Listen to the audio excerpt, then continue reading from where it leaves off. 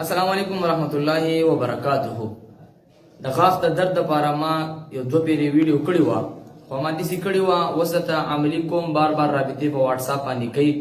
نو عملی طریقه د دې اجازه او د هغې پوره طریقه درته ښیم انشاءالله. ډېر اسانه وظیفه ده، هر سړی زده کولی شي، که عام دی که عالم دی که مدرس دی که هر سړی دی. خو ډېر په توجه سره زما دا ویډیو وګورئ او د دې شکرانه به څه وي؟ د دې شکرانه دا ده چې دا بلاول مخکې شیر کوئ. ویډیو د کتو نه مخکې شیر کې مسلمانانو ته ورسوئ. ډېر خلک په دې کې اخته وي، غاښونو باندې درد راشي، غاښ یې بس دغه شان نیولی او درد یې پې. دغې دپاره تاسو ته ډېره زبردسته وظیفه در کوم. وظیفه سره دا شی نه تاسو ما سره نه دا نه تاسو مطلقې د اوسپنې شی، که دا د چابي وي تا سره څه ټایم کې جبکې سر چابي د چاقو نشته، څوک دله راغی په غاښ یې درد دی، یا مثلا تا سره چابي نشته خو چاقو د سره جبکې دی، نو دا راواخله د اوسپنې شی. که دا نه د سره ناخن کاټ کور کې ناسې ناخن کاټ وي، چاقو ماقو نه ناخن کاټ راواله، که دغه نه چمچ خورز ته میلاویږي، نو مطلقې د اوسپنې شی. که دا میخ وي میخ راواله، دا به راواخلې.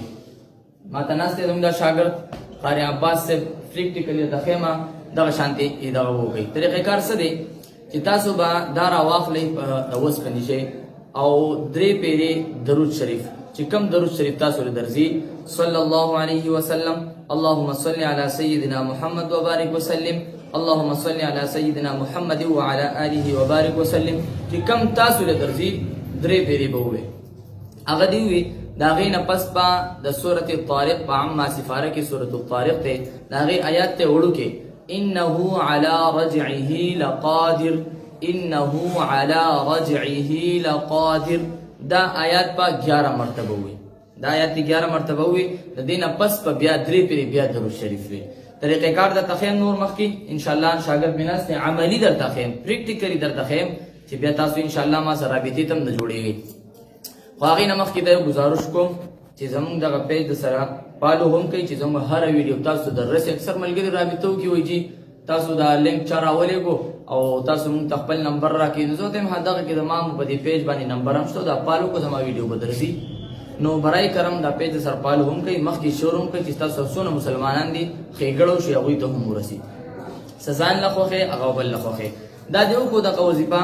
بیا به دا راواخلې، دا چابي دی د سره، چاقو دی د سره، یا د سره چې دا ناخن کاټ دی یا هر څه دي، په دې 3 ټولو ته یو ځای. نو په دې کې هر یو وي چوپ پکې په دې سرونه به چوپ کړي.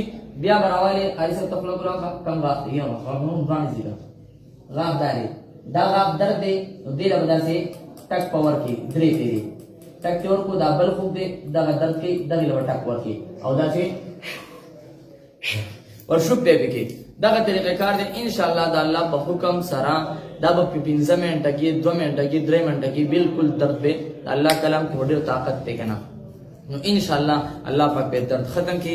دغه طریقې کارو د غاښ د دردو چې د اوسپنې مطلق شی به راوالئ 3 پیرې به مخکې درود شریف وایئ، بیا انه علی رجعه لقادر دا به 11 پیرې وي، بیا به د هغې نه بعد وروسته 3 پیرې درود شریف وایئ او بیا به په دې کې دا شی راوالئ چې هر د اوسپنې شی په سر به ورچوب کی او هغه ځای به داسې وټکې 3 پیرې او بیا هغه ورچوب کی.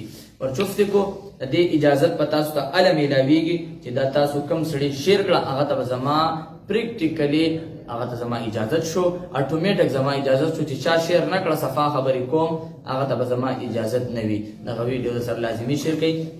جزاک الله خیرا.